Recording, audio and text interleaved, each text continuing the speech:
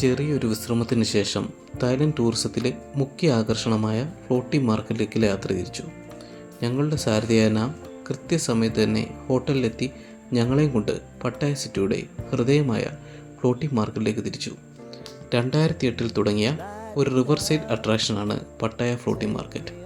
ഇവിടെ നമുക്ക് തായ്ലൻഡിൻ്റെ തനതായ ആർട്ടുകളും ക്രാഫ്റ്റുകളും കാണുവാനും വാങ്ങുവാനുമുള്ള സൗകര്യമുണ്ട്. വിവിധതരം സവനീറുകൾ നമുക്ക് തായ്ലൻഡിൻ്റെ യാത്രയുടെ ഓർമ്മയ്ക്കായി വാങ്ങാവുന്നതാണ്.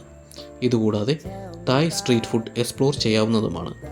ഓതൻറ്റിക് തായ് ഫുഡ് കഴിക്കണമെന്നുള്ള ഞങ്ങളുടെ ആഗ്രഹപ്രകാരം ഞങ്ങളുടെ സാരഥി ഫ്ലോട്ടിംഗ് മാർക്കറ്റിലെ ഒരു തായ് റെസ്റ്റോറൻറ്റിലെ ബൊഫേ ലഞ്ച് അറേഞ്ച് ചെയ്തു തന്നു. ഒരാളിന് 250 ബാത്തായിരുന്നു ചാർജ്.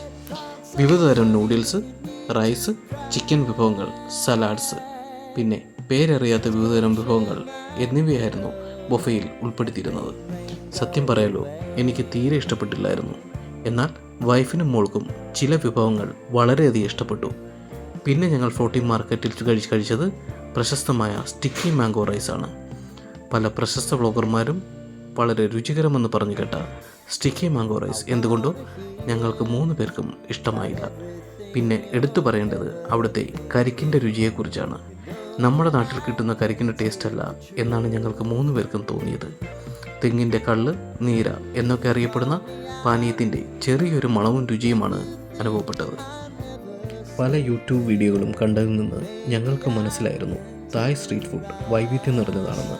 എന്നാൽ നേരിട്ട് കണ്ടപ്പോൾ അവിടെ കണ്ട യാതൊരു ആഹാര സാധനങ്ങളും വാങ്ങിക്കഴിക്കാൻ പറ്റാത്ത അവസ്ഥയായിരുന്നു. നമുക്ക് തീരെ പരിചയമില്ലാത്ത ഒരു ഭക്ഷണ സംസ്കാരമാണ് തായ്ലൻഡിൽ ഉള്ളത്. സ്ട്രീറ്റ് ഫുഡ്സുകളിൽ പ്രധാനമായി കണ്ടത് തേൾ വറുത്തത്, ചീവിട് വറുത്തത്, വിവിധ ഇനം പുഴുക്കൾ വറുത്തത്, മുതലയിറച്ചി കൊണ്ടുള്ള വിഭവങ്ങൾ തുടങ്ങിയവയാണ്. ചില കടകളിൽ പോർക്ക്, താറാവ്, കോഴി തുടങ്ങിയവയുടെ ശരീരഭാഗങ്ങൾ കൊണ്ടുള്ള വിഭവങ്ങൾ നിരനിരയായി നിരത്തി വച്ചിരിക്കുന്നത് കാണാനിടയായി.